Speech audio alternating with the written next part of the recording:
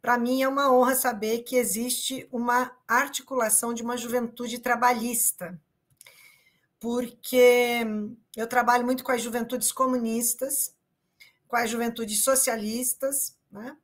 Com a questão sindical dos trabalhadores, com o movimento estudantil, mas uma juventude especificamente trabalhista é algo que, a partir do esforço que eu sei que o André Manzaro faz e outros que estão aqui na juventude, é uma coisa bastante inédita para o século XXI, porque o trabalhismo e o nacionalismo, e, de certa forma, claro, também o internacionalismo, na formação do André, ele próprio falou sobre isso, nós temos que valorizar historicamente o que foi o trabalhismo, né? E a importância histórica de um partido como o PTB até o golpe de 64, né? E saudar essa possibilidade de se salvar, né? Aquilo que é o trabalhismo no Brasil, colocando à esquerda, como disse o André, porque é o lugar onde ele sempre esteve, né? Num lugar de progressismo social e, objetivamente, no Brasil, seja pela figura do João Goulart, seja pela figura especialmente do Brizola, né? E para a compreensão de a César o que é de César, o que foi o Getúlio Vargas, essa discussão é muito importante, tá? Eu vou só pedir uma gentileza, se vocês não puderem corresponder, não tem problema, mas se vocês puderem, quem estiver com condições de abrir a câmera, a câmera é a de vereadores, abrir a câmera, eu me sentiria um pouco mais confortável. Aí, Giovanni, Tomás, André, se alguém tiver em situação de trabalho, que está aí ouvindo clandestinamente, não puder abrir a câmera, tudo bem, mas só para a gente se sentir um pouco mais, um pouco menos sozinho nessas telinhas, né, que a gente sabe que é muito bom, porque nos une em lugares distantes. Eu estou aqui em Marília, vocês cada um nas suas cidades. Então, podendo as pessoas ficarem com a câmera aberta, eu me sentiria muito bem. Não podendo, vou compreender perfeitamente. E também, sem mais delongas, né, depois desse agradecimento ao convite de vocês, a Isabelle também abriu agora,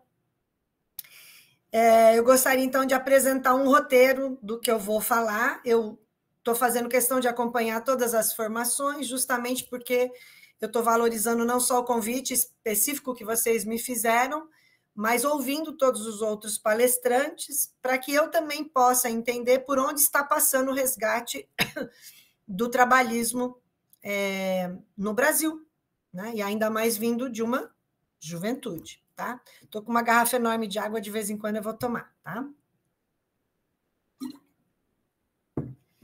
Quero, então, sem mais delongas, partir para o nosso roteiro. Como vocês sabem, Darcy Ribeiro militou no PTB, né? No PTB do pré-64, e depois, com a rearticulação, o impedimento que o Brizola teve de ficar com a sigla, o que foi, né, uma armadilha da ditadura muito forte, e que nos prejudicou enquanto história.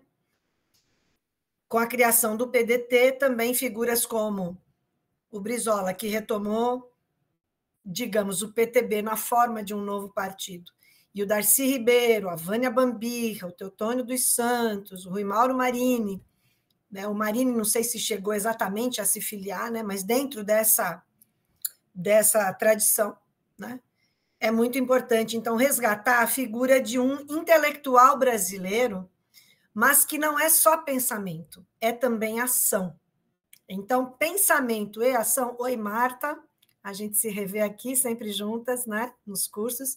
Oi, Rian, povo aí que abriu as câmeras. Sofia, que entrou também agora, né, a gente está dando esse toque aí de entrarmos com a câmera aberta, quem puder. Então, o Darcy Ribeiro, ele é um brasileiro extraordinário, absolutamente comprometido e que joga fora, joga na lata do lixo a neutralidade. E ele diz com todas as letras, não esperem de mim neutralidade. E ele joga, portanto, dentro de um campo das ciências humanas, dentro de um campo da antropologia, que é onde ele é, talvez, mais classificado, embora não reconhecido, a antropologia brasileira de 64 para cá, fez a historiografia do silêncio com o Darcy Ribeiro, e depois, quando não dava mais para não falar de Darcy, fez uma historiografia da desqualificação na figura protagonista do Museu Nacional, lá no Rio de Janeiro. O que não quer dizer que quem esteja fazendo antropologia lá não mereça o nosso respeito, mas apenas temos que entender que a tradição do Museu Nacional é o da condenação, o da exclusão do Darcy Ribeiro como figura a ser conhecida, tudo bem? Isso exclui pessoas que individualmente, dentro do Museu Nacional e da antropologia do Rio de Janeiro e da antropologia no Brasil em geral, exclui quem individualmente tente resgatar o Darcy, mas enquanto política institucional, Darcy foi condenado ao ostracismo. E, no entanto, tremendamente reconhecido em todos os países da América Latina, da América Central, da América do Norte, da África, muitas das suas regiões, não todas, e especialmente de um setor mais progressista europeu. Portanto, praticamente em todo o mundo. Desconheço se no Oriente ele é lido. Não chegou até mim aqui nas pesquisas que eu tenho, mas estou curiosíssima e atrás dessa informação. Se alguém tiver, por favor, também me ajude a repassar. Portanto, ele é um autor internacional e ele é um autor nacional. E eu não vou ficar aqui na biografia dele, porque essa todos podem ter acesso, e acho que vocês que são da Juventude Trabalhista, eu prefiro discutir do que a biografia dele, que muitos não conhecem, e que vocês, conhecem, e se não conhecerem, o acesso à biografia é um pouco mais simples hoje. Eu quero ir ao núcleo central do seu pensamento, a maior contribuição de Darcy, que é a categoria, ele chama de conceito, mas como marxistas que somos, eu sou uma marxista, tento me colocar à altura do pensamento marxiano, a gente fala menos em conceito e mais em categoria. Categoria é o concreto pensado. E o conceito é muito mais aquilo que produziu o positivismo, o relativismo e racionalismo.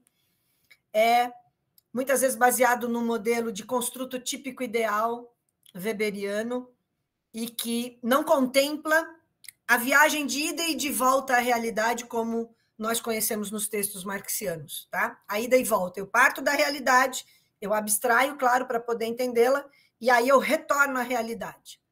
É uma coisa que em pesquisa, vocês todos aqui, se não estão pesquisando ainda, um dia vão pesquisar, ou os que já estão pesquisando sabem, a gente tem que formular sempre uma hipótese, para depois comprovar nossa tese.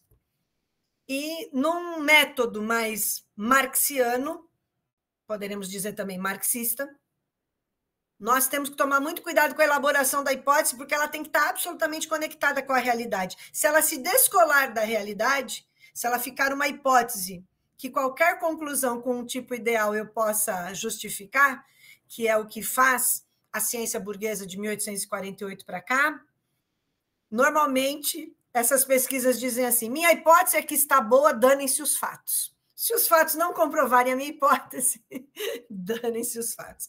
E aí a gente sabe que é uma pesquisa sem vinculação com a realidade. Começo com essa brincadeira, que é muito séria, para dizer, então, que, para mim, eu considero, a minha hipótese é a de que o Darcy Ribeiro, embora chame de conceito a sua principal articulação, a sua principal teoria sobre o Brasil, que é a de que o povo brasileiro é um renovo mutante, tá? São poucas pessoas que, ao lerem o seu principal livro, que é O Povo Brasileiro, poucas pessoas resgatam esse tema como tema central. Essa é a tese principal do livro do Darcy Ribeiro, que o povo brasileiro ele se constitui num renovo mutante. Então, eu estou indo direto na jugular do que ele defende, e é disso que eu vou falar nos próximos 60 minutos, tudo bem? Eu acredito que em 60 minutos eu consigo configurar essa categoria do Darcy, que vai transitar por mais ou menos 37, 40 anos da obra dele, porque a categoria de renovo mutante que ele apresenta no seu livro magistral, né? Que é, digamos, a síntese da sua carreira, que é O Povo Brasileiro, e em seguida morre, né? Ele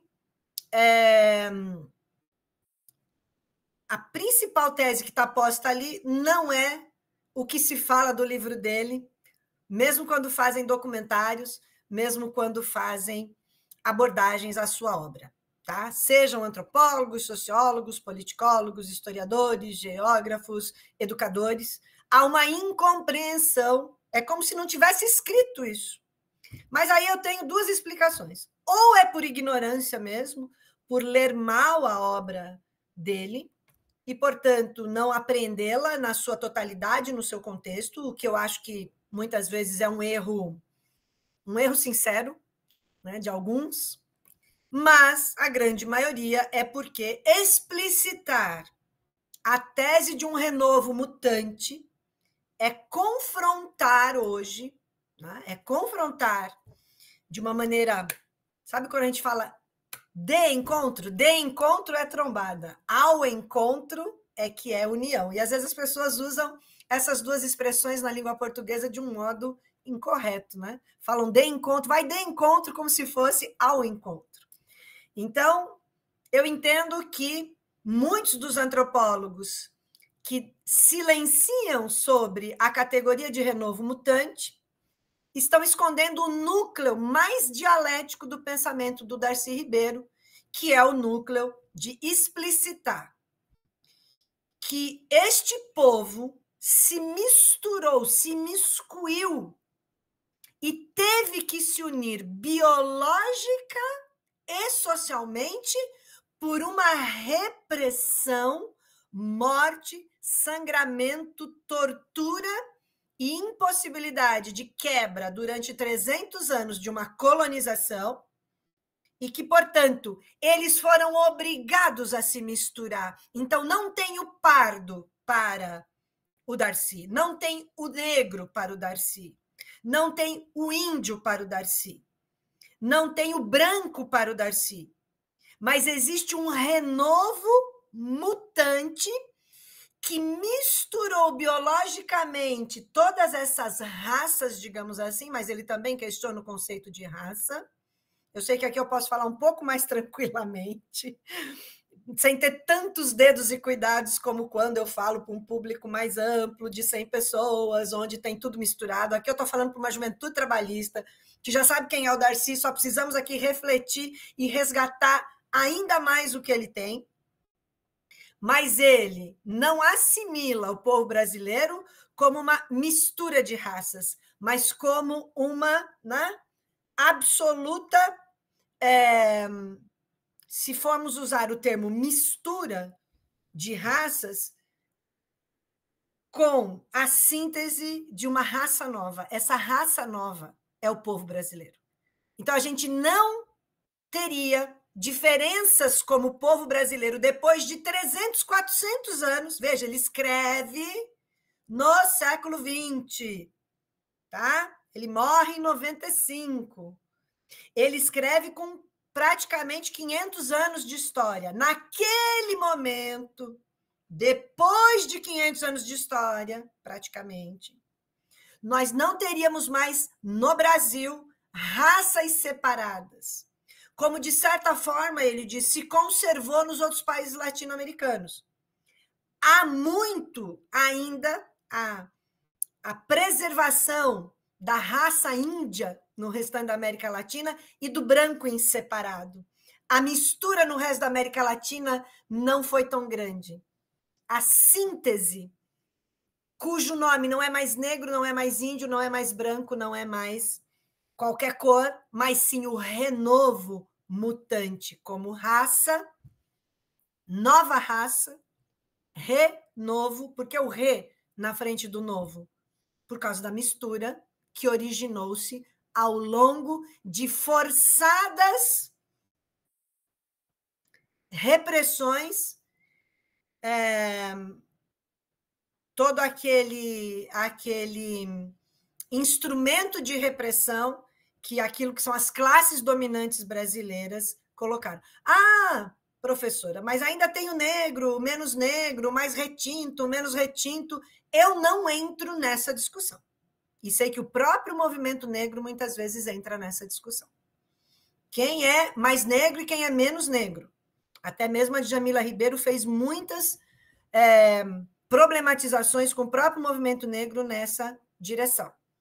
Acho que, basicamente, todos aqui sabem um pouco a minha opinião sobre a Djamila, então deixo mais ao final para as questões, quem não souber e quiser tirar dúvidas, mas nosso foco aqui não é ela, nosso foco é o Darcy Ribeiro, né? Mas como ela é uma pessoa hoje muito reconhecida, inclusive internacionalmente, está indo dar aula agora numa universidade americana, né?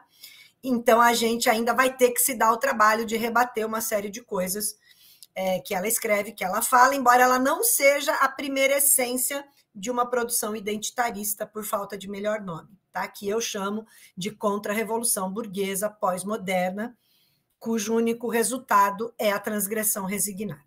Mas voltemos aqui ao Darcy. Eu vou agora mostrar a vocês como ele constrói essa categoria, tá bem?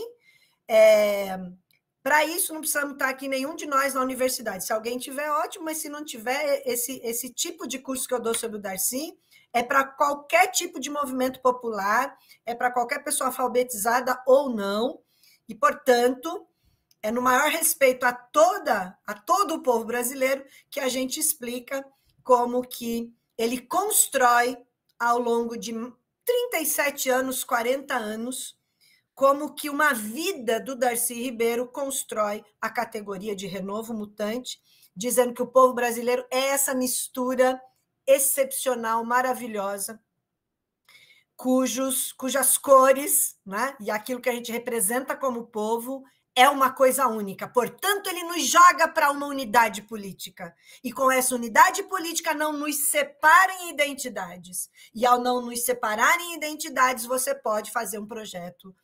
Ele não vai chamar de Revolução Brasileira, porque ele não raciocina nessa direção, tá? Mas ele vai chamar de revolução. Tá bem? Então, a César o que é de César para Darcy Ribeiro também. Posso só pegar mais 30 segundos de um outro copo de água, que esse aqui já acabou, e já volto aqui. Não se preocupa. Tá? Um segundo.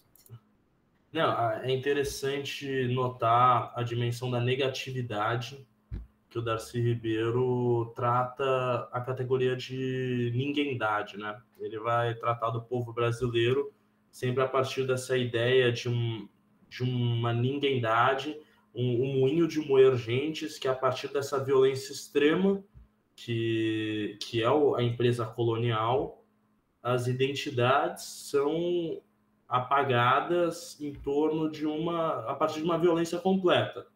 A gente está falando principalmente em relação ao indígena e ao negro, mas o branco também sofre, mas por outras formas. O Darcy Ribeiro entra nessa propriedade, mas é sempre em relação a essa empresa colonial que tem um elemento negativo. E o momento revolucionário, eu sempre interpreto dessa forma, né? O momento revolucionário abre uma condição para que a possibilidade de mudança no mundo. Então, toda revolução tem uma questão interna, uma questão externa. A nossa mudança, o que o Brasil pode ensinar para o mundo é que a ninguémdade pode ser universal. Eu acho que eu vejo dessa forma. A partir de um conceito de negatividade, que nem classe proletária é uma classe negativa, que se define apenas por não ter algo. O brasileiro se define apenas pela sua negatividade. Então, enfim. Perfeito. Eu vou aqui trabalhar com vocês o que eu chamo de núcleo racional da teoria das classes sociais do Darcy Ribeiro. Então, ele faz uma nova teoria das classes sociais, que não é exatamente marxista, porque, em função do preconceito que ele tinha com o PC, Partido Comunista, que depois se torna Partidão, PC, B, né? Em função de toda a questão do stalinismo e das experiências socialistas que não eram morenas, segundo ele, né? Que aí vai ter a famosa expressão do socialismo moreno do Brizola e do Darcy. eu quero que vocês entendam que o Darcy não é um autor marxista. Tá? Não por isso, o núcleo racional da sua teoria não é imensamente valoroso. Ele é imensamente valoroso. E acho que é isso que alguns marxistas também, tanto à direita quanto à esquerda, há reservas ao Darcy, mas tudo para jogar fora o seu núcleo racional e não aquilo que está na sua franja. Então, eu estou aqui pegando o núcleo racional e reconheço, declaro e defendo que ele, de fato, não é um autor marxista, tá?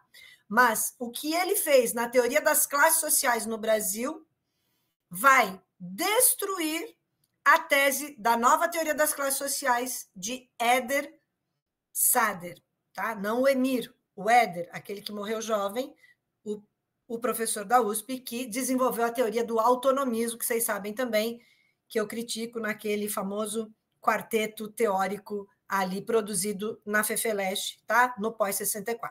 Não vou falar disso hoje, mas acho que a grande maioria sabe aqui que eu incluo nessa parada.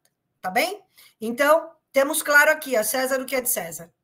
Darcy não é um autor que se coloque como marxista, tinha preconceitos enormes com o PCB, em razão da questão stalinista, com razão, evidentemente, em muitos aspectos. Ele, então, constrói uma teoria nova de um Brasil que precisa superar aquilo que ele fala. Poxa, né? Por que de novo nós fomos derrotados? Seja em 64, seja em 85, né? E é a pergunta que ele morre se fazendo. De novo, nós somos derrotados. Como não sermos derrotados? Como fazermos um Brasil, né? E ele se coloca como uma pessoa de um fundo patriotismo, que eu acho que entre nós aqui, nacionalistas, internacionalistas, trabalhistas, comunistas, revolucionários, digamos assim, na nossa miscelânea, né? Para nós é muito importante entender, né? Que nós temos como superar esta questão da pátria, não só como algo de um discurso bolsonarista, mas algo que a gente tem que resgatar para a esquerda, tá bem? Mas isso deixemos para o debate também. Eu vou agora, na minha frente aqui, colocar um roteiro meu, não vou expor para vocês porque é meu, vocês vão continuar me vendo aqui na tela e eu vou, então, usar esses próximos minutos, né? Quando for 18 horas, André, você, por favor, por voz, né, me interrompa, e aí eu uso mais 5 minutinhos, 10 para encerrar e partir para o debate, tá? Meu limite rígido é 19 horas, que acho que é o nosso limite mesmo aqui, né? Acho que, assim, a gente não tem limite, mas na prática, sim. Tá. É que eu tenho uma outra reunião em seguida, tá bem? E fui percebendo que as outras aulas foram em torno disso, né? Das 17 às 19. Bom, então vamos lá. Como que a gente pode entender a obra-prima de um autor, que é o povo brasileiro, e sua tese principal, que quase ninguém conhece? Quando se fala do povo brasileiro, se fala muito de como o Darcy chegou à figura do caipira, as questões nipo-brasileiras, né? O caboclo, toda aquela definição que, na verdade, é absolutamente formal e não é o principal da sua tese, tá? Então, eu vou aqui dizer quais são as teses principais e qual é, entre as principais, a principal tese dele, do Renovo Mutante, tá? Vejam, começa pelo subtítulo, tá? O subtítulo do livro dele, O Povo Brasileiro, chama-se A Formação e o Sentido do Brasil. Então, ele pega a formação e aí ele desemboca na categoria de Renovo Mutante, tá? Ele diz, né, a forma como ele constrói é a seguinte: ele diz que o Brasil e os brasileiros, isso que a gente chama de brasileiros, e a sua gestação como povo, né, sem uma separação rígida das cores e das raças, tá? A gente surge como brasileiros de uma confluência, de um entrechoque, de um caldeamento. Imagine água quente, um caldeamento, tá? Imagine tortura, né? Nos caldearam, nos entrechocaram e nos confluíram com repressão. Quem? O invasor português, junto aos índios silvícolas e campineiros e os negros africanos. Esses dois últimos aliciados como escravos. Nós fizemos parte, portanto, de formações sociais defasadas, tá? Que se enfrentaram, se fundiram. É essa a palavra que eu não estava encontrando e que está aqui no meu roteiro. O renovo mutante é um novo povo fundido na repressão, no chicote, na espada, no empalamento, porque empalavam os índios, na tortura, na subordinação. Então, vou repetir a ideia. Nós, povo brasileiro, somos um povo fundido, uma fusão, como se realmente nos colocassem num caldeirão, nos fervessem, e naquele derretimento que nós tivemos como classe, saiu daquilo a nossa mistura inalienável. Todos somos povo brasileiro. Então, repito, um povo fundido na repressão, no chicote, na espada, no empalamento, na tortura, na subordinação. Então, foi por nosso querer, os brancos quiseram se misturar com os índios, que quiseram se misturar com os negros, que quiseram se misturar com os brancos e com os índios? Não. Foi na repressão que toda essa miscigenação aconteceu. Para dar lugar a quê? A um povo novo, o povo brasileiro. Então, ele diz que o Brasil formou um novo modelo de estruturação societária. E por que novo? Tá? É aqui que vem o pulo do gato, que são raros os antropólogos que entendem. Tá? Ele diz que é novo, é um novo povo, porque ele surge como uma etnia nacional. Então, não é mais uma etnia índia, uma etnia negra, uma etnia branca. É uma etnia nacional. Então, aí, André e todos aqui, o nacionalismo, a questão de como você vê a raiz nacional, e não como simplesmente um caráter fascista implementado pelo Vargas, e que aí foi populista e passou por cima com autoritarismo, sem que a autonomia das classes sociais, misturada com o comunismo e o stalinismo, dessem no que deu. Ou seja, acabei de falar do quadrúpede teórico. Tá? Então, o Darcy ele consegue destoar de todo o quadrúpede teórico. Ele não é nem da teoria do populismo, nem da dependência associada, né? Que é a do Fernando Henrique, nem a do autonomismo e nem a da marginalidade. Embora em seu livro exista uma teoria da marginalidade, mas é outra teoria. Eu não vou tocar nela hoje, porque aí é um outro vespeiro. Eu vou ficar no renovo mutante. Eu estou indo na jugular da sua tese, tá? Então, é novo por 3 motivos. Porque surge como uma etnia nacional. Segundo, porque se vê a si mesmo, esse povo brasileiro, e é visto como uma gente nova. Tá? E terceiro, porque é um novo modelo de estruturação societária. Tá? Tanto é que, aqui no Brasil, com a escravidão negra, que não ocorreu no restante da América Latina, isso seria possível e é o segredo dessa explicação. Tá?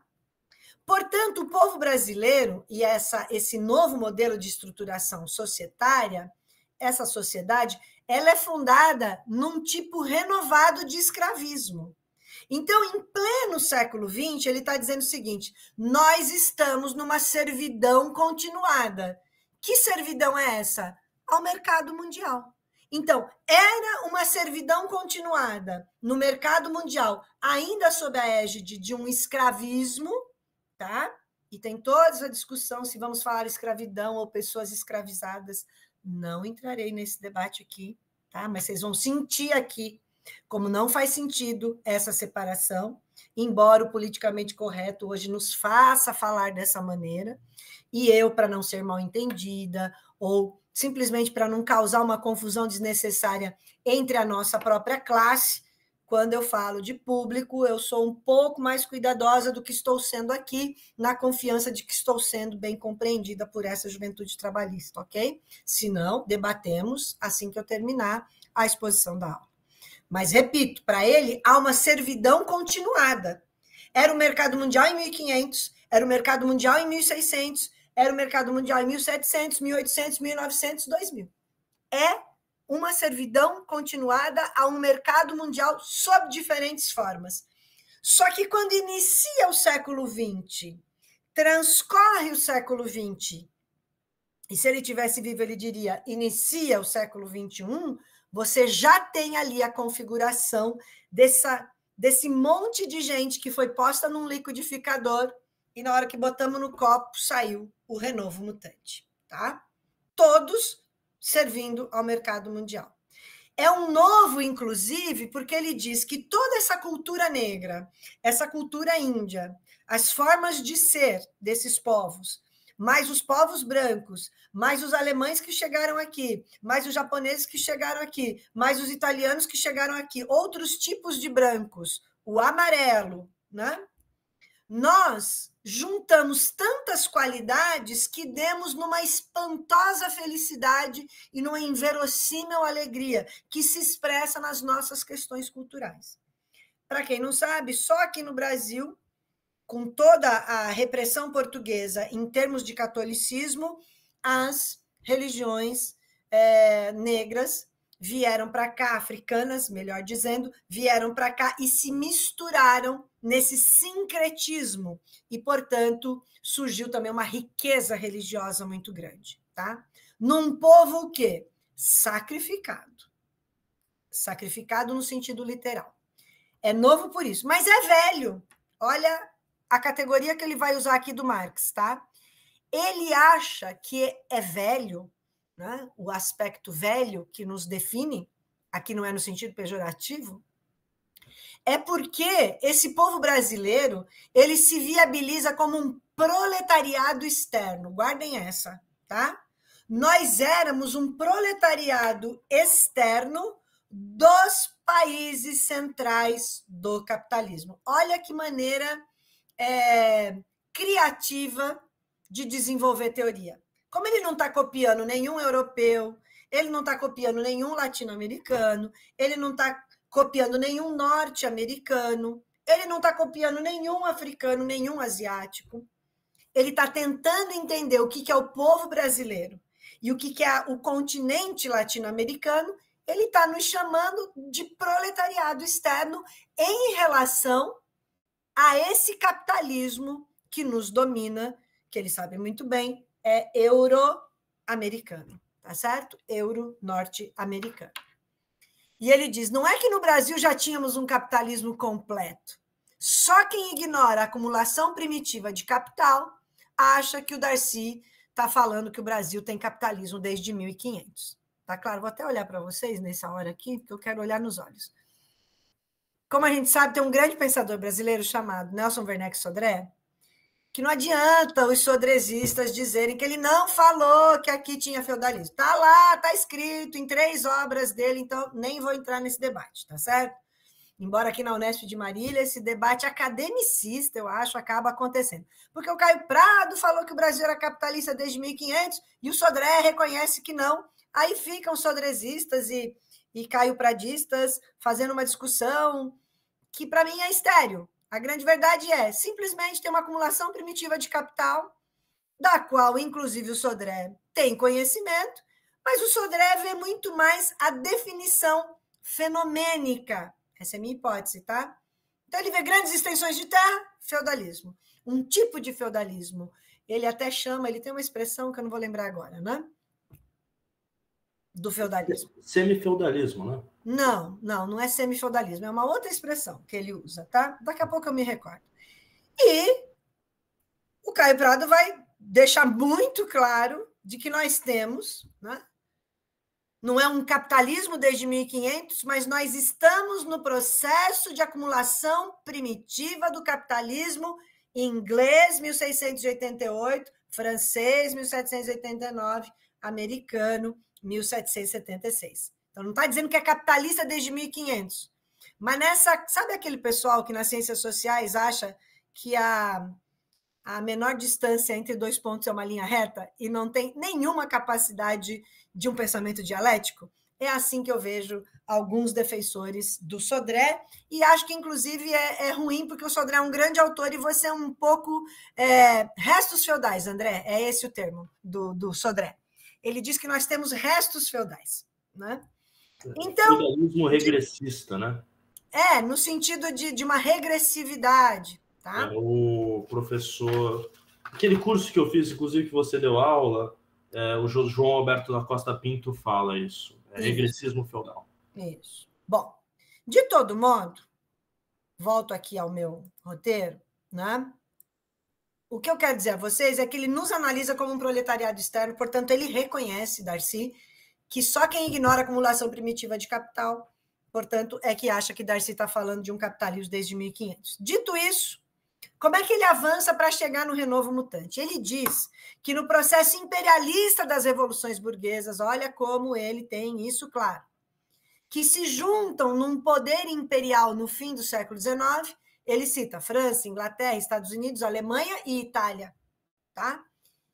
Cujo nome é imperialismo, ele então entende França, Inglaterra, Alemanha e Itália, né, como um implante ultramarino dessa expansão europeia, inclusive nos Estados Unidos via Inglaterra, tá?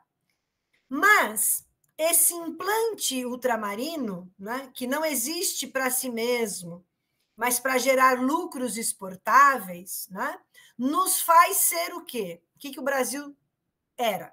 Um provedor colonial de bens para um mercado mundial que está construindo o capitalismo. Tá claro? Então não tem nada de resto feudal, não tem nada de feudalismo.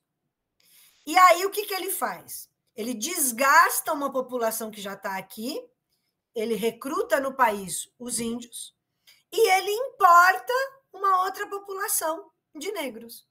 Inclusive porque a proximidade África-Brasil pelo oceano é muito mais rápida do que ultrapassar todo o nosso continente e ir para o lado do Oceano Pacífico, tá? Aí ele chega na tese. O Brasil emerge assim como um renovo mutante. O povo brasileiro é um renovo que muta, que se modifica. É uma categoria, portanto, teórica para expressar uma existência concreta de um povo, tá bom? E aí ele usa uma expressão que eu gosto muito. Ele diz que o nosso povo está atado genesicamente, não geneticamente.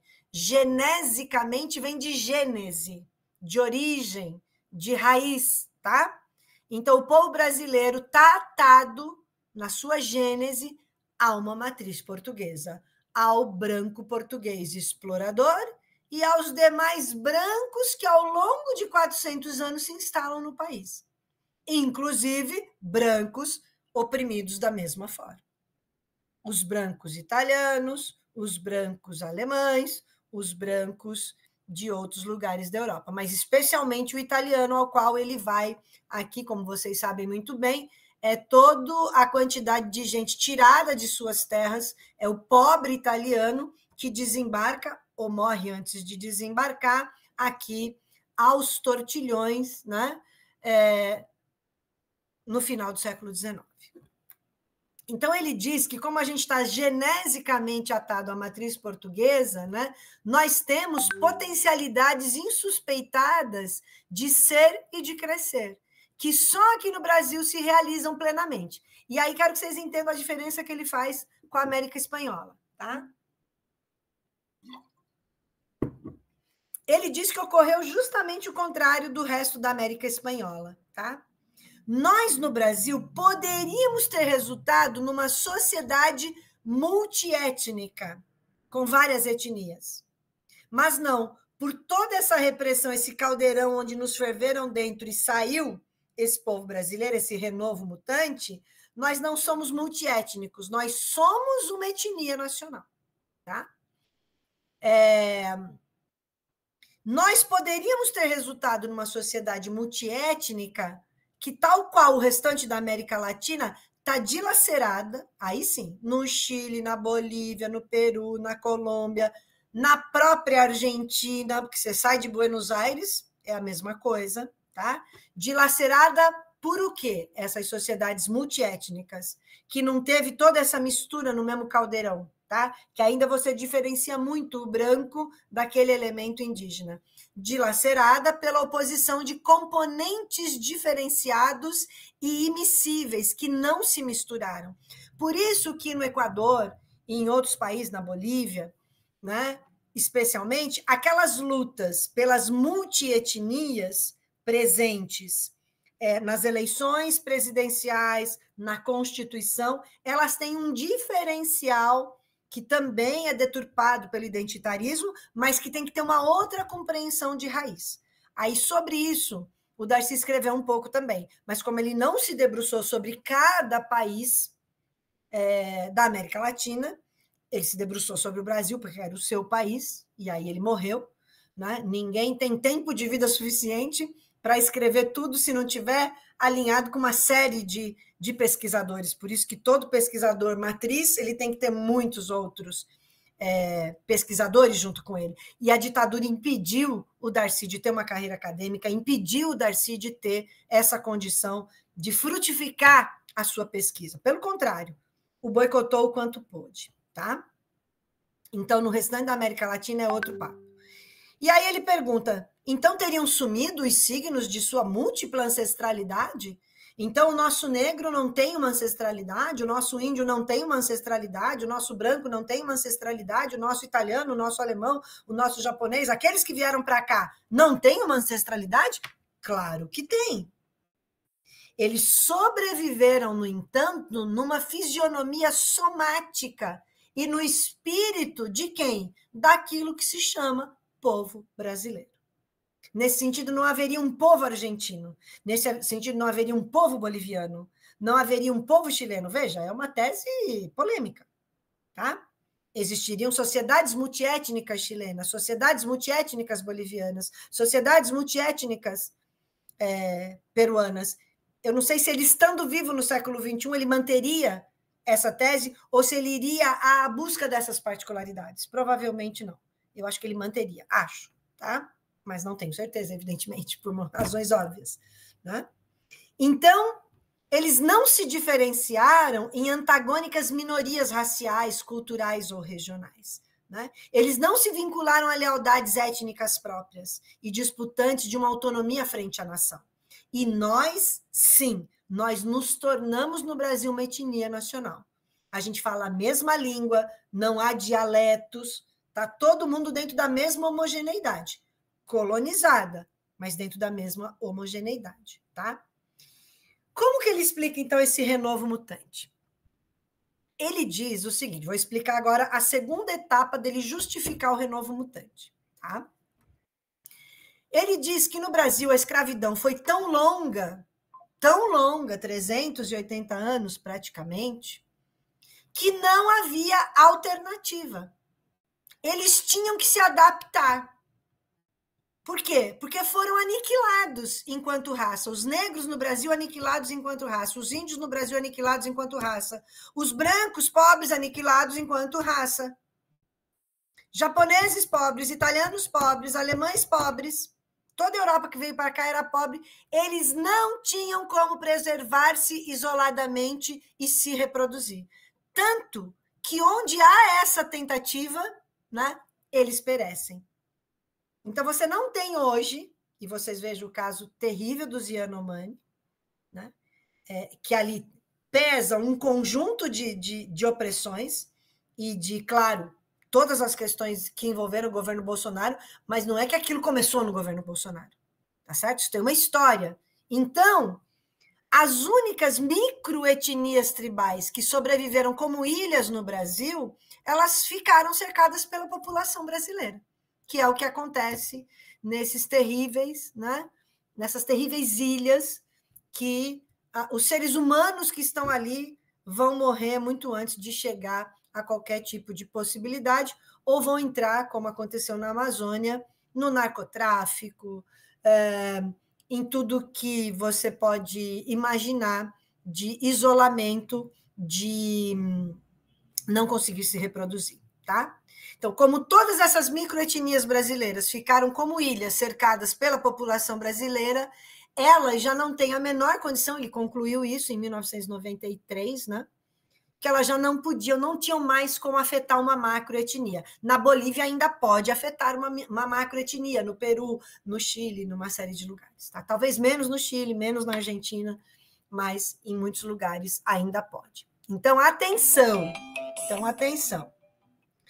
Eu estou com meu celular ligado porque a minha mãe pode estar me ligando porque ela não está bem E ela está sozinha em Santo André, tá? Não era ela, então eu desliguei.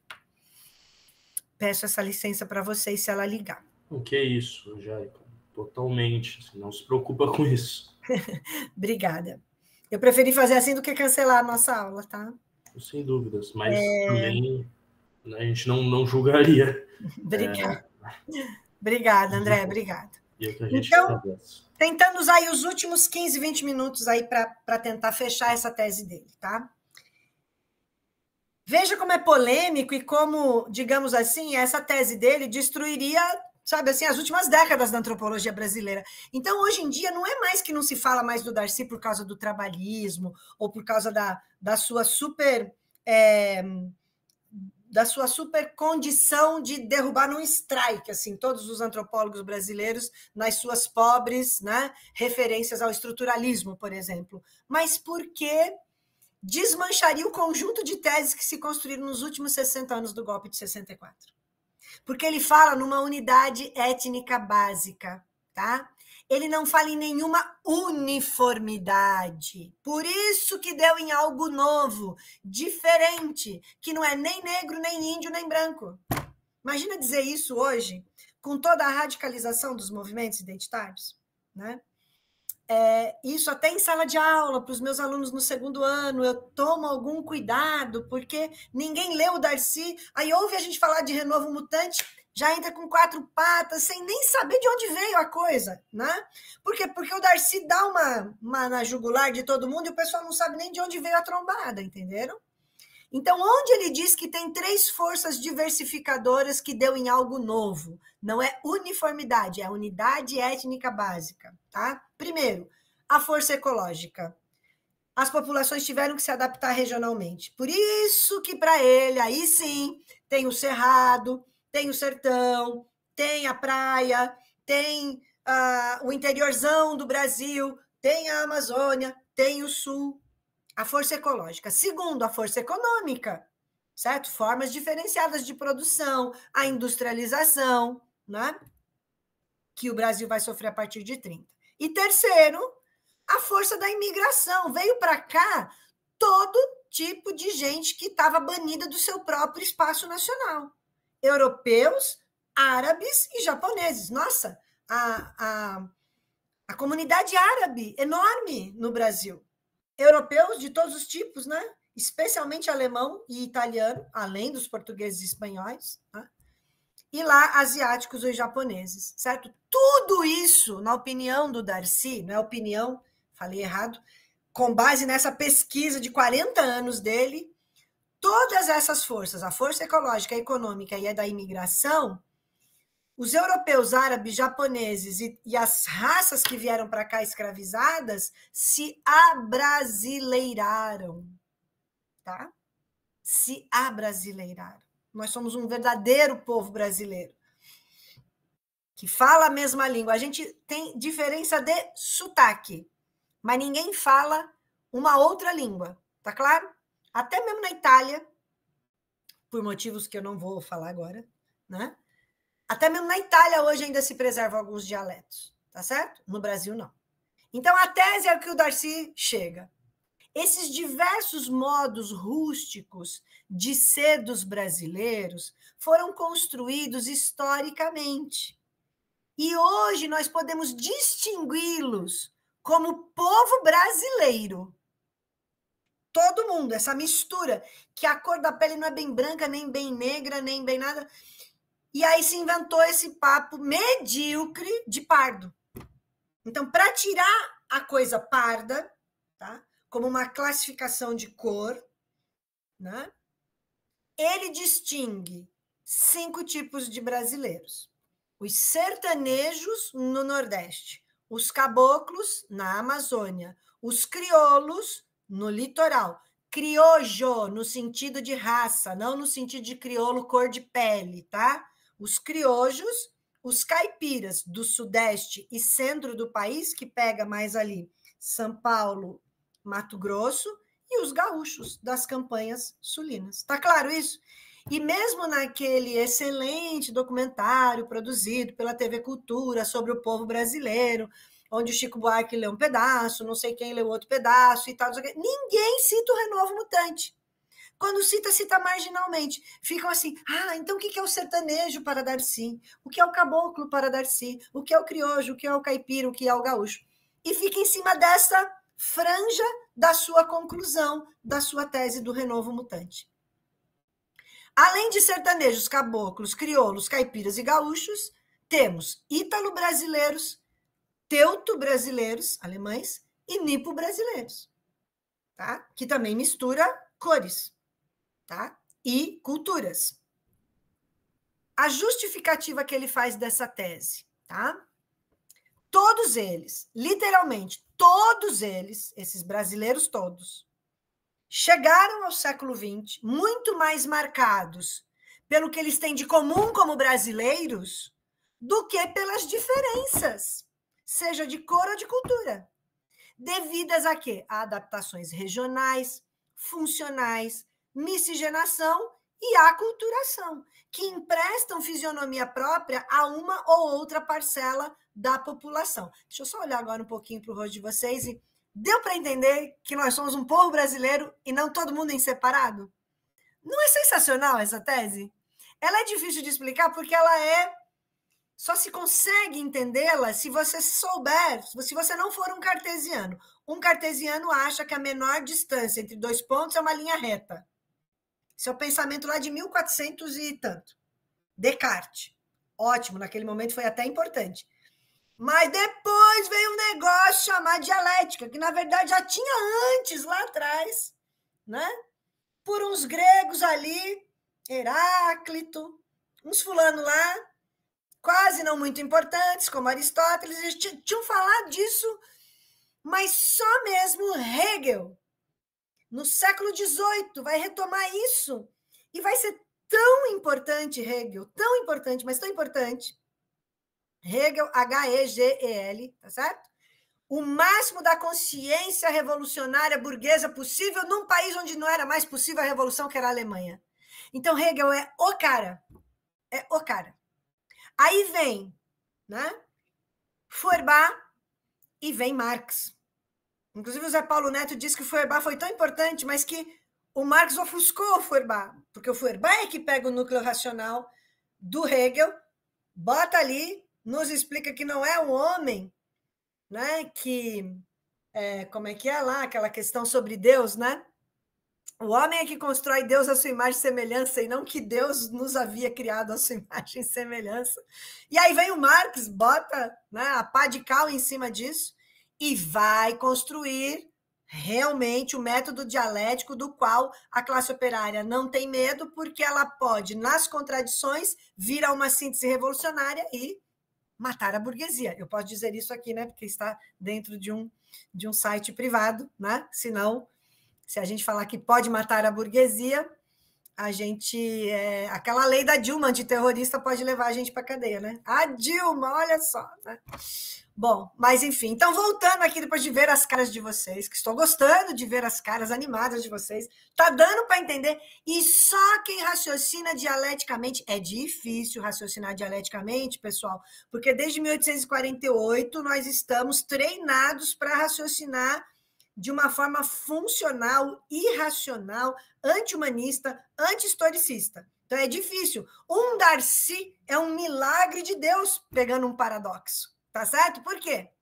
Porque, fazendo essa brincadeira, nós estamos aqui diante de um autor que conseguiu romper a barreira cartesiana, conseguiu romper a barreira da contra-revolução burguesa e conseguiu raciocinar dialeticamente. Vou voltar para finalizar as teses principais, tá? E aí ele tem uma preocupação. E a urbanização? Vocês sabem que a urbanização no Brasil é um fenômeno quase que de 1930 para cá só. Antes disso tinha, mas não de uma maneira mais homogeneizada. Então, ele diz justamente, apesar de criar muitos modos citadinos, cidade, urbano, de ser, né? Esse nosso renovo mutante contribuiu para ainda mais uniformizar os brasileiros no plano cultural, sem, contudo, borrar suas diferenças. Então, a gente pode falar das nossas diferenças, assumindo que somos um povo novo, sabendo o que veio de uma cultura negra, sabendo o que veio de uma cultura africana em geral, sabendo o que veio de uma cultura indígena, de uma cultura alemã, de uma cultura germânica, de uma cultura latina. Latina é França, é Itália, é Portugal, é Espanha. Tá? A América é latina, por isso, pela urbanização, pela colonização desses dois países, tá? Sem borrar as diferenças. É que as pessoas querem fragmentar. Ou é o negro mais retinto, ou é o negro menos retinto. Ou é o índio, ou é o japonês, ou é o coreano, ou é o chinês, ou é o alemão, ou é o italiano. Não. Os brasileiros, diz ele, se sabem, se sentem, se comportam como uma só gente, pertencente a uma mesma etnia, uma etnia nova. Portanto, diz ele, nós somos uma entidade nacional distinta de quantas haja, que fala uma mesma língua, só diferenciada por sotaques regionais, menos marcados que os próprios dialetos de Portugal. Tá? Mais que uma simples etnia, o Brasil é uma etnia nacional, um povo-nação, e não uma nação multiétnica, como em outros países latino-americanos. O Brasil é assentado num território próprio, enquadrado dentro de um mesmo Estado, um Estado unitário, para nele viver seu destino e mudá-lo, se conseguir. Tá? E aí ele diz da diferença dos estados multiétnicos regidos por estados unitários. Aí sim vem a repressão, né? Então, se na Bolívia a gente tem um estado unitário, né, que rege estados multiétnicos, isso é um problema. De fato é um problema. Mas não porque os identitários acham que é um problema, porque ignoram o que são esses estados multiétnicos, tá? Mas eu nem vou não vou parar aqui. Portanto, há um porém. Isso tudo de sermos um povo novo, uma etnia nacional, um renovo mutante, ainda estamos mudando. Essas nossas unidades, sem borrar nossas diferenças, não devem nos cegar. Nossa, parece que ele está dando o alerta, que nem era tão objetivo assim, ali nos anos 90. Ele já estava sentindo isso, né? Então, nós não podemos nos cegar quanto a disparidades, contradições, antagonismos que subsistem debaixo desse renovo mutante, como fatores dinâmicos da maior importância. Por quê, gente? Porque foram diversos implantes coloniais, viabilizados por uma integração econômica forçada, com repressão, matando pessoas, com lutas cruentas, ele diz, e de uma sabedoria política, aqui ele está sendo cínico, de muitas gerações. Ele diz, o único mérito das velhas classes dirigentes brasileiras é que elas têm uma sabedoria política num processo continuado e violento e deliberado de supressão de toda identidade étnica discrepante. Ela é bloqueadora de quaisquer separatismos de qualquer tipo. Ao mínimo sinal de que alguma coisa possa ser minimamente mexida, ao menor reformismo, ao menor perigo, ao quilombo, a qualquer resistência indígena, a qualquer resistência branca, ela intervém no branco, no índio, no italiano, no alemão, no português, no negro, ela intervém com toda a violência e criatividade possível. Certo? É isso que ela faz. Ela reprime, ela mata, não importa se é branco ou se é de outra cor. Que haja mais mortes de negro, porque eles são mais volumosos, pela entrada histórica, claro, isso ninguém vai dizer que não, porque realmente é esta população brasileira, né, oriunda nesse renovo mutante dos negros, a mais sacrificada. E isso é não borrar nossas diferenças. Mas a luta pela unificação potencializa e reforça nessas condições a repressão social, agora, 1000 beijos na bochecha do Darcy, a repressão classista, castigando como separatistas movimentos que eram meramente republicanos ou anti-oligárquicos. Todo mundo vai para a repressão.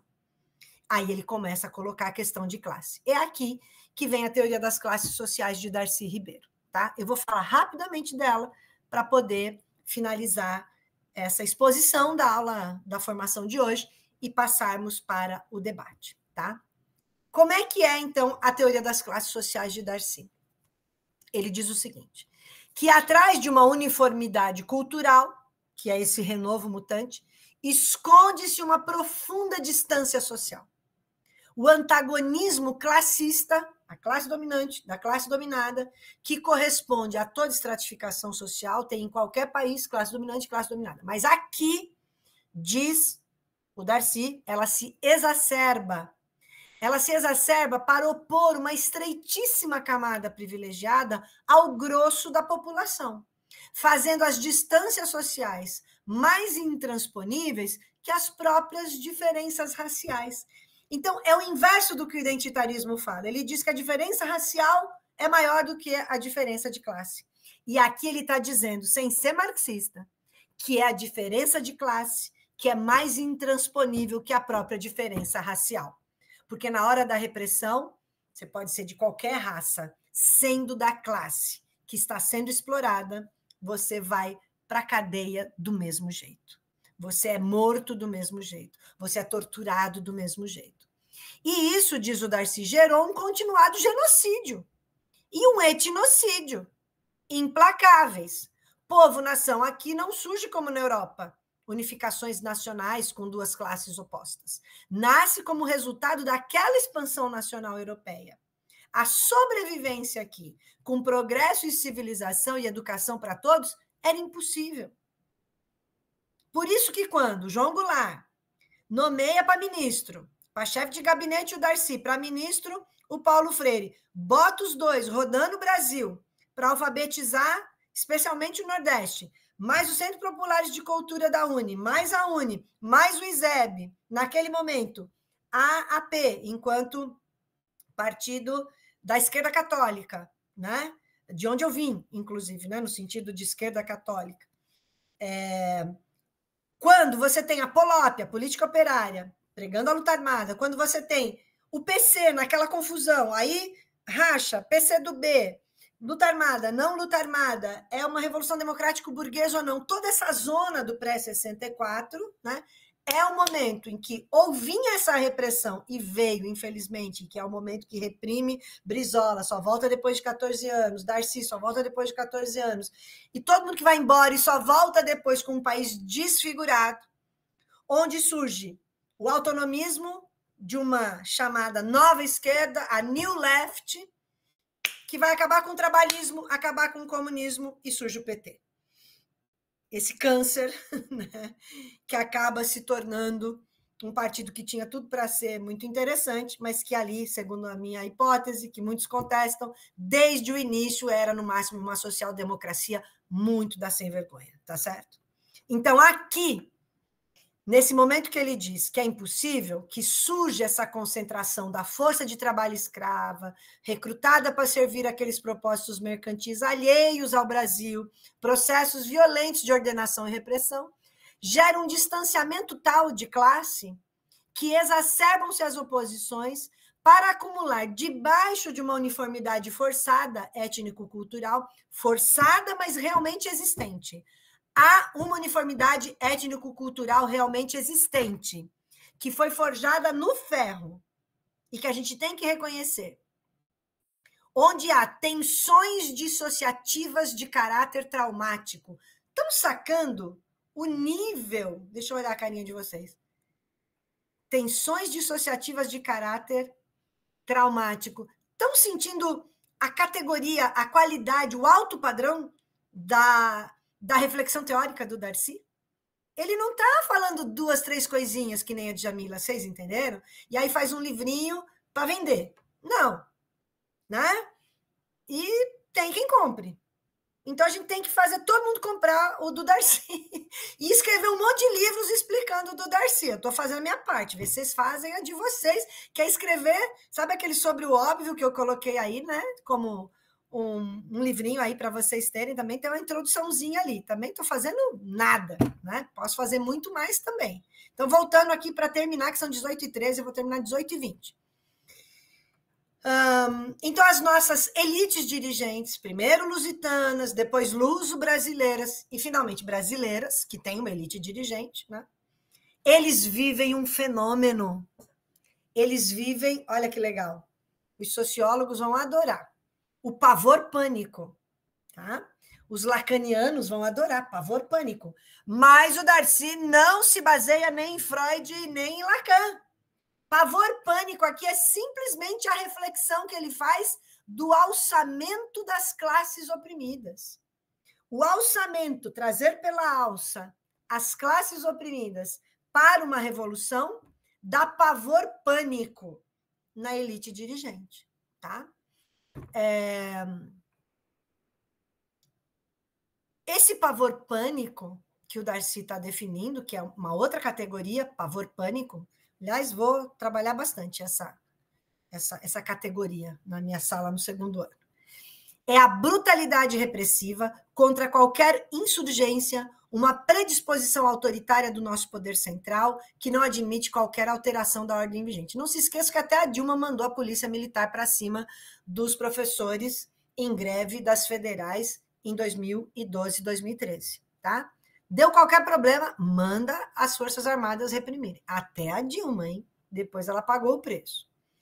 Então, os brasileiros ricos, diz o Darcy, e os remediados dos pobres, a famosa classe média, com base nessa estratificação social, ela separa e opõe entre brasileiros ricos e remediados os miseráveis propriamente ditos. Vou olhar para o rosto de vocês agora e com isso eu encerro. Numa classe social determinada, a classe social oposta à burguesia. Então, para Darcy, na teoria das classes sociais, existe, né, um distanciamento de classe maior do que um distanciamento supostamente de raça, que uniformiza o renovo mutante e reprime igual, e cuja riqueza como povo brasileiro nessa mistureba, a única coisa que nos diferencia é o sotaque, e não dialetos, somos um povo só. Onde no Nordeste é mais sertanejo, no Norte é mais caboclo, e por aí vai. Deu para entender a tese dele? Gostaram, não gostaram? Eu não fiz aqui uma parte importantíssima, que normalmente eu faço antes de ir direto na tese, que é mostrar cada livro que ele escreveu para chegar nesse. Mas são 4.100 páginas que ele escreveu antes disso, tá? Onde ele estudou todo o Brasil, América Latina, Estados Unidos, tanto é que ninguém falava o que ele falava. As universidades americanas levaram o Darcy, remunerando bem, inclusive, porque afinal ele precisava, porque ele estava exilado, sem emprego. E ele, quando viu também que já deu as palestras e ele estava só instruindo os americanos do que a gente era, ele desistiu logo e voltou para o Brasil. Tentou entrar aqui ainda na ditadura, mas foi preso. E aí ele já tinha um pulmão só do câncer que ele teria, né, depois. E aquela coisa linda que vocês sabem, ele estava morrendo de câncer no hospital, no Rio de Janeiro, e ele falou, caraca, mas eu não terminei o livro. E ele se organizou com 2 enfermeiras e fugiu. Sem quimioterapia, sem nada, porque a químio ou ia matá-lo ou ia salvá-lo. E ele ficou com medo que a químio o matasse. Então, ele saiu e viveu o restinho de tempo que ele tinha, né, indo para um sítiozinho onde ele podia escrever, escreveu, entregou para a editora, publicou e 2 anos depois morreu. Ele até poderia ter feito a químio e vivido mais, mas ele não arriscou. Então, ele morreu por nós. Deu para entender? É nóis, então, gente. É isso, vamos para o debate, porque eu fico emocionada com esse autor, viu? É muito para a cabeça. Gente, aqui eu vou agora abrir para perguntas, né? A Marta já está com a mãozinha aqui levantada. Todos que tiverem a fim de fazerem perguntas, a gente está super disponível para responder. O horário máximo é 7 horas. Eu vou fazer uma pergunta depois da Marta, que ela levantou antes, mas é isso. Então, estou em segundo e depois são vocês, pessoal. Marta? O microfone estava fechado. Bom, Eu só queria dizer para a Angélica que é sempre um prazer imenso te ouvir. E estava com saudade, fazia tempo que eu não via nada seu. E eu li recentemente O Povo Brasileiro, eu realmente fiquei encantada, assim, a forma que ele escreve é uma coisa incrível, né? Você não consegue parar de ler. E o que me chamou muita atenção é que, assim, não é nada científico que eu vou falar, mas você sente o que ele fala, o que é o povo brasileiro, né? É uma coisa que você tem essa sensação e essa observação na realidade, né? Então, isso para mim foi muito importante.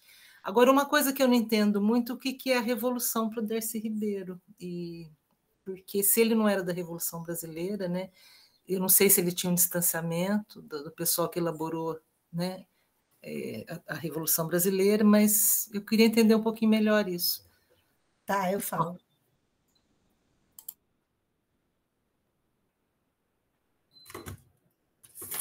Eu respondo essa pergunta e depois umas outras, ou já faz todas? O que o André acha? Pode responder essa agora e depois as outras, tá. Porque são poucas, né? Tranquilo. O Darcy, Marta, ele não vai realmente se debruçar sobre uma teoria política da Revolução Brasileira, caminhos, caráter, estratégia. Não. Não dá tempo de vida para isso. Não é que ele não quisesse, tá? Mas ele se colocou, e aí eu vou só pegar aqui muito rapidamente, tá? Porque é isso que vai ilustrar a minha resposta para você. Ele, para escrever O Povo Brasileiro, e ter morrido em 1995, ter terminado de escrever em 93, 94, né?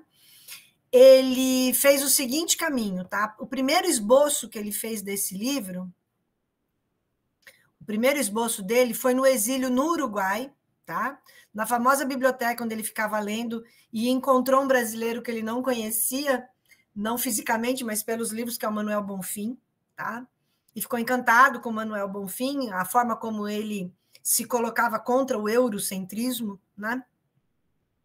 E, portanto, ele teve 3, 4 tentativas antes de finalizar o livro, ao longo de 30, 37 anos, né? Porque o que ele queria escrever era um retrato de corpo inteiro do Brasil. E ele achava que não dava para fazer nenhuma estratégia revolucionária antes de entender as classes sociais no Brasil. E esse povo. Então, acho que a contribuição que ele deu foi essa, mas ele nenhum de nós tem tempo para nos debruçar individualmente sobre todas as coisas. Por isso que todo mundo tem que se debruçar sobre uma parte dela. E aí o Marini se debruçou sobre a teoria da dependência e essa estratégia tática da Revolução Brasileira, junto com o Sacks, a Vânia Bambirra e outros autores, né, o Teotônio, que se encontravam no exílio, mas cada um vai para um determinado caminho, outros foram para o lado mais cultural. Então, a primeira vez que ele escreveu o livro, ele escreveu 400 páginas no exílio no Uruguai em 1964, tá? Ele estava puto com o fato de que, mais uma vez, a classe dominante nos vencia, e por que o Brasil não tinha dado certo? Era essa a pergunta de pesquisa dele. E ele, depois que releu as 400 páginas, ficou hiper decepcionado, disse que estava uma merda, e que ele tinha que estudar muito para poder escrever. Aí ele reescreveu tudo quando ele se radicou no Peru, que aí ele já não está, você sabe como é que são os exilados, cada hora eles estão num lugar, né? Porque ou conseguem uma chance de ganhar algum para sobreviver em alguma universidade, dando aula, ou algum governo de esquerda, como depois acabou acontecendo no Chile, mas depois veio o golpe de 73 no Chile, mas em 72 ele estava no Peru, Marta, e aí ele reescreveu inteirinho, leu de novo, achou horrível, tá? E ele tinha uma puta angústia de morrer sem concluir isso, mas como que ele ia fazer? Então, ele disse que faltavam 3 coisas. Faltava uma teoria geral, fundada na nossa experiência histórica latino-americana, porque todas eram eurocêntricas, primeira coisa que faltava para escrever esse livro. Faltava uma teoria do Brasil, porque ninguém explicava o que era o mundo árabe, a América Latina, os povos orientais que tinham vindo aqui, os negros, os índios, então precisava de uma teoria do Brasil, né? E precisava de uma teoria de base empírica das classes sociais, com uma tipologia das formas de exercício do poder e da militância política, tá? E, por fim, uma quarta coisa, faltava uma teoria da cultura, ou seja, faltava tudo. Então, ele se pôs, louco no bom sentido como ele era, a ler feito um condenado. Vocês já viram a entrevista dele, como ele fala rápido? Então, imagine que o cérebro dele fala mais rápido do que a fala dele, né? Tanto que ele dá um show lá naqueles programas do Roda Viva, né? Onde o pessoal tenta pô-lo contra a parede e ele é tão rápido no raciocínio e na fala que ele vira naquela rodinha ali do Roda Viva e ele dispara tiro para tudo quanto é lado com a sua erudição, tá? E aí, o que ele fez? Ao longo de 30 anos, Marta, ele escreveu 5 livros. Vou falar rapidamente quais são. Primeiro, em 68, ele escreve O Processo Civilizatório, Etapas da Evolução Sociocultural. Em 69, ele escreve uma coisa que depois vai se tornar, nos Estados Unidos, a coleção As Américas e a Civilização. E são as configurações do povo americano. Tá? Depois ele vai escrever O Dilema da América Latina. Depois ele vai escrever Os Brasileiros, uma teoria do Brasil. E, por fim, ele vai editar uma Suma Etnológica Brasileira. Todos os sociólogos usam e não dão o crédito para o Darcy. Chama-se Os Índios e a Civilização, onde uma coleção chamada Antropologia da Civilização se colocou. Bom, mas aí, meus caros, já era anos 90. Já era anos 90 e ele tinha que fazer a tese do renovo mutante ser demonstrada. E ele escreve O Povo Brasileiro e morre. Entendeu? Marta, é mais por falta de tempo do que alguém que...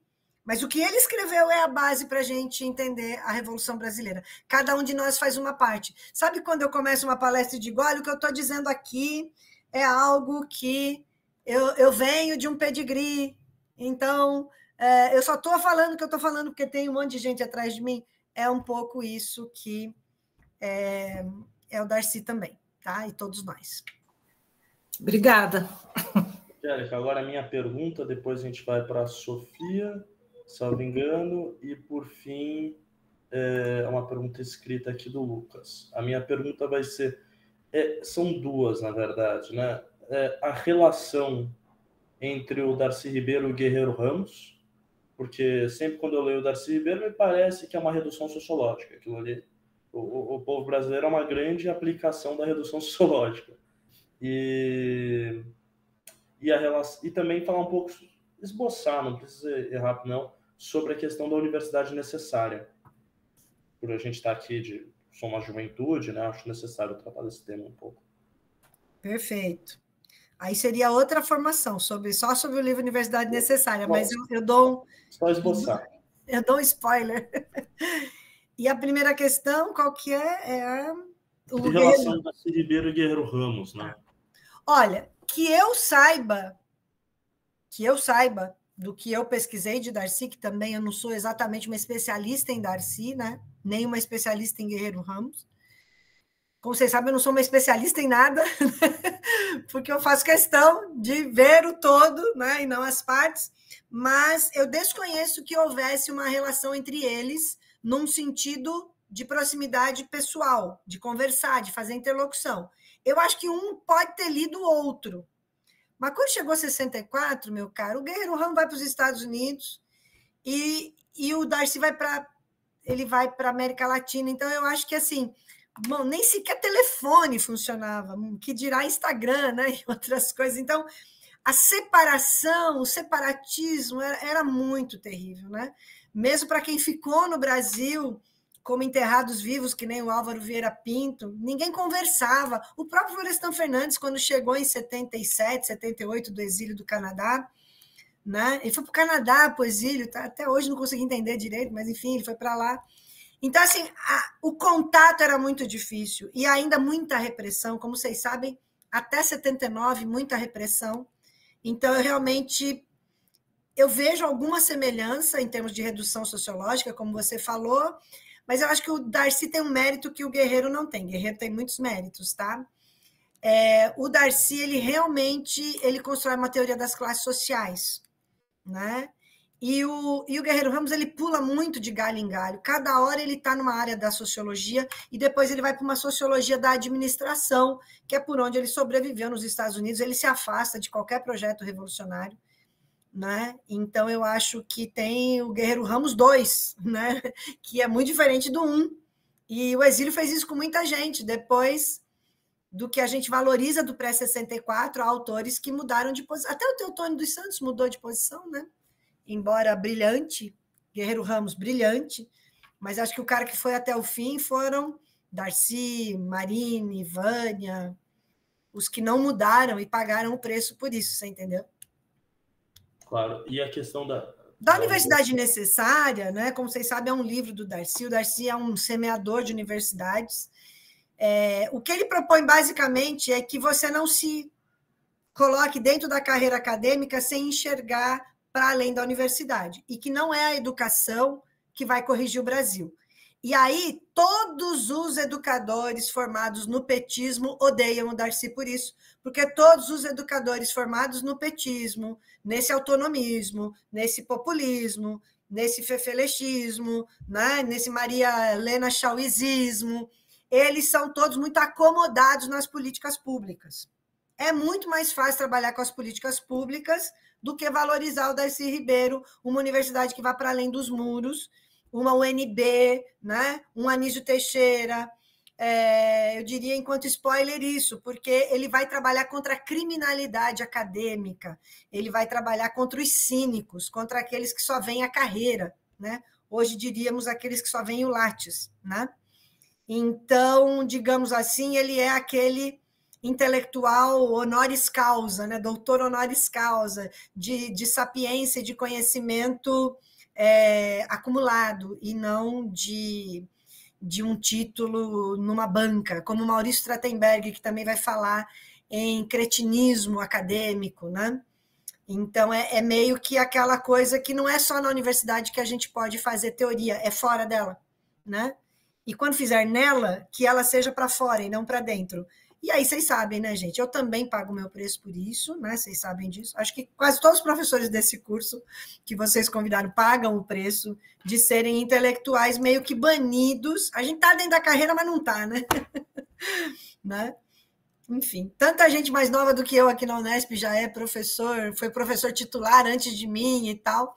Mas a gente vai devagarzinho, mas não larga o osso de estar sempre nos movimentos populares e nos sindicatos. E aqui, nas juventudes trabalhistas, tá certo? Muito obrigado, Angélica. Sofia? E obrigado pela presença, Sofia. Eu queria começar parabenizando a juventude do PTB por estar organizando, né, esse evento. Eu sempre participo quando é aberto, assim, porque acho que a gente precisa enaltecer esses espaços em que a juventude se organiza para estudar algo que não é da hegemonia ideológica do nosso tempo, né? São justamente esses identitarismos que a professora estava falando. E parabenizo também uma segunda vez por chamarem alguém do tamanho, da grandeza da professora Angélica. Vou ter que elogiar ela aqui também. Eu vou fazer um comentário, mais um comentário, se a professora Angélica quiser falar algo sobre, mas vou ser breve também, porque o tempinho já está acabando aqui, tem mais uma pergunta, né? Eu estou, nesse momento, relendo o Dialética da Dependência, do Marini, e durante a apresentação eu fiquei aqui meio pensando, assim, o que um autor conversa com o outro, né? Entre Darcy e o Marini. E como em muitos sentidos, até a pergunta da Marta, eu acho que abriu espaço para isso. Gente, vocês desculpem o gatinho. Não sei se está dando para ouvir o meu gatinho novo aqui, neném. Estamos ouvindo. Ele está pentelhando, mas ele está bem, tá? Tá bom.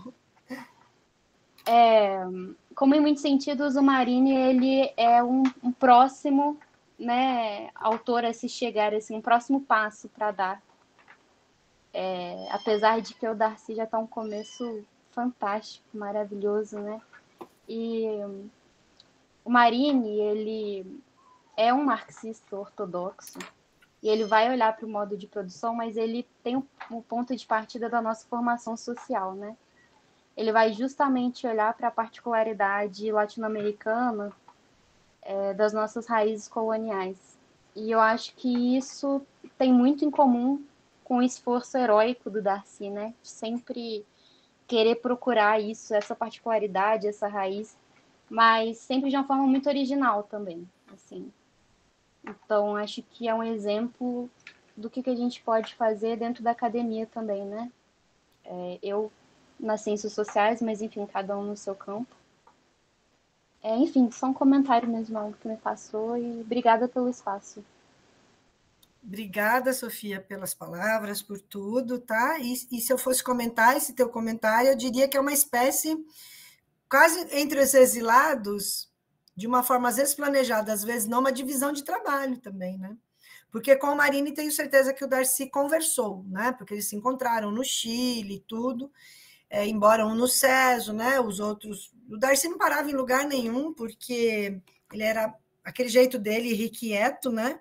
E por isso mesmo ele conseguiu fazer tudo isso que ele fez, porque ele era um cara ligado no 220, né? Pelo que a gente consegue entender dele, digamos assim, direto.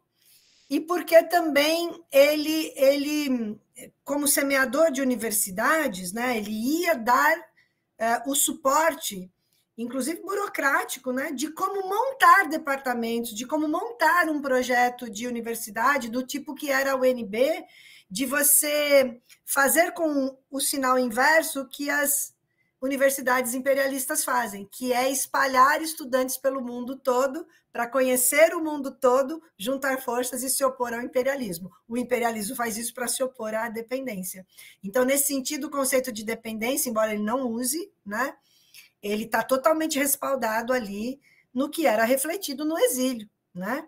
Agora, são suposições que a gente faz, porque não tem nada escrito sobre isso, né? E porque a gente sabe que eles se encontraram mesmo na América Latina, se trombaram, né, em algum lugar, depois no México, né, onde vai parar todo mundo no México, quando o resto da América Latina está toda com a Operação Condor, só sobra um lugar, né, que é o México. Então, lá no México também, mesmo que não trabalhando juntos, vocês podem ter certeza que houve interlocução também, né? Mas é isso, eu acho que o modelo ainda que a gente tem que fazer, amanhã eu vou dar um mini curso aqui na Unesp de Marília presencial, vocês devem ter visto aí nas redes, né?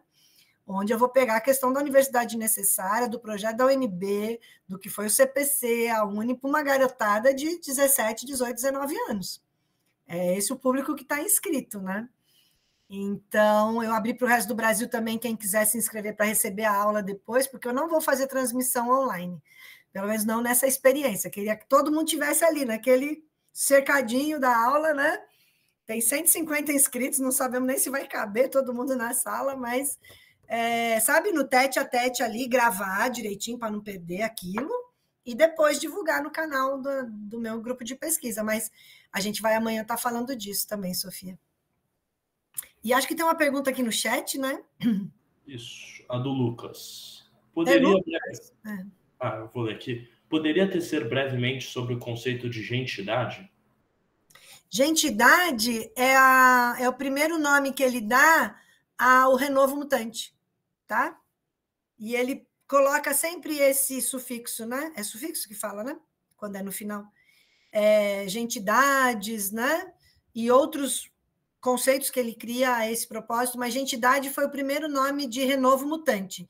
E, às vezes, ele usa gentidade mais como um adjetivo mesmo das gentes misturadas, que, na verdade, é o renovo mutante.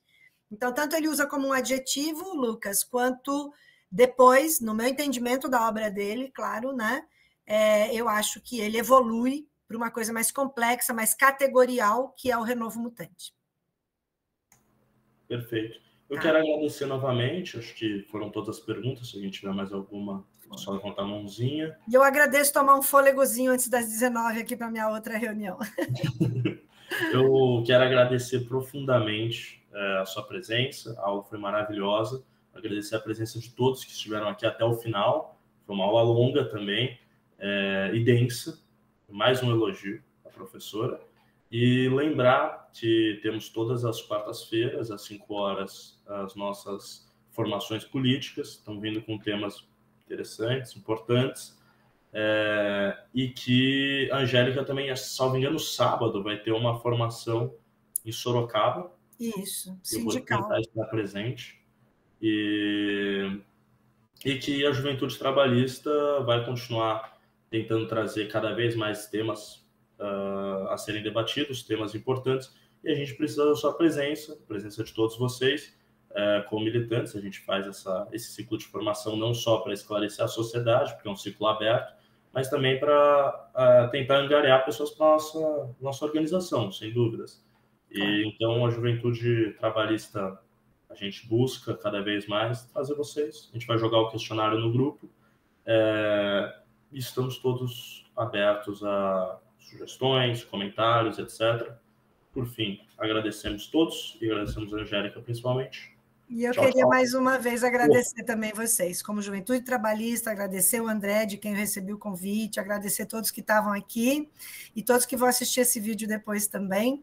Estou à disposição para qualquer outra formação, nos assuntos aí do trabalhismo, do nacionalismo, da Revolução Brasileira, tá bom? Perfeito, perfeito. E a gente vai fazer muitas outras. E Sofia, por fim, esse gatinho é muito fofo. Gato lindo. Mas é isso. Tchau, beijo, tchau. Muito obrigado. Um beijo grande. Valeu. Tchau, tchau. Tchau, tchau. Obrigada.